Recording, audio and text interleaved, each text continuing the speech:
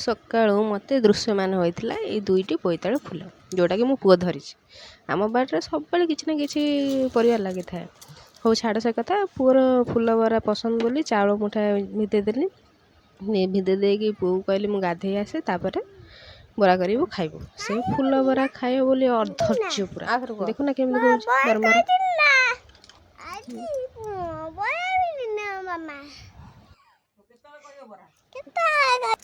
ମାମା ବରା କେତେବେଳେ କରିକି ଦେବୁ? ମୁଁ ଭାବିଲି ଆଗେ ତା ବରାଟା କରିଦିଏ, ତାପରେ ରୋଷେଇ କାମ ହେବ। ଆଉ ଅଳ୍ପ ପିଠଉ ହେବ, ଯେଉଁଟାକି ଏଇ ଗ୍ରାଇଣ୍ଡରରେ ବାଟି ହେବନି, ଶିଳରେ ବାଟିବାକୁ ପଡ଼ିବ। ବିଲେଇକୁ ଦେଖିବ ସେପଟରେ, ସେ କେମିତି ମୋତେ ଦେଖୁଛି। ଦେଖ ଏଇ ଦେଖ, ଫୁଲ ଦୁଇଟାକୁ ଆଗେ ତାକୁ ବରାଟାକୁ ପିଠୁଟା ବାଟିଦିଏ।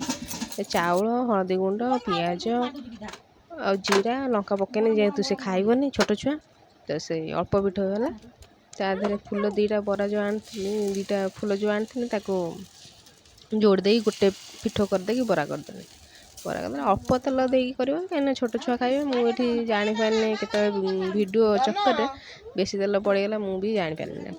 ହଉ ସେ ଛାଡ଼, ସେ ତେଲ ବି ନଷ୍ଟ ହେଲା। ତ ଏପଟ ସେପଟ କରିଦେବ, ଯେମିତି ଲାଲ ଲାଲ ଟିକେ ହେଇଯିବ। ଏପଟ ସେପଟ ଟିକେ କରିଦେବ, ଯେମିତି କଡ଼କଡ଼ିଆ ହେବ। ଛୁଆଙ୍କୁ ଟିକେ ଏପଟ ସେପଟ କଡ଼କଡ଼ିଆ କରିକି ଦେଲେ ସେ ତାଙ୍କୁ ଖାଇବାକୁ ମଜା ଲାଗିବ। ଦେଖୁନ କେମିତି ନଉଟୁ ନେଇବି, ଏତେ ଖରିଆଟା ଜମାରୁ ନଉଟୁ ନେଇବି ସେ ଇଏ। ହଁ ହେଲା ପରେ ପୁଅକୁ ଡାକିଲି, ମୁଁ କହିଲି ଜଲ୍ଦି ଆଇ ଖାଇବୁ, ତୋର ହେଇଗଲାଣି। ସେ କହିନି ସସ୍ ନେଇକି ଆସିବୁ, ସେ ବି ସସ୍ ନେଇକି ଆସିଥିଲା। ଫ୍ରିଜରୁ ସସ୍ ହେଇ ଚାଟି ଚାଟି ନିଜେ ନିଜେ ଖାଉଛି।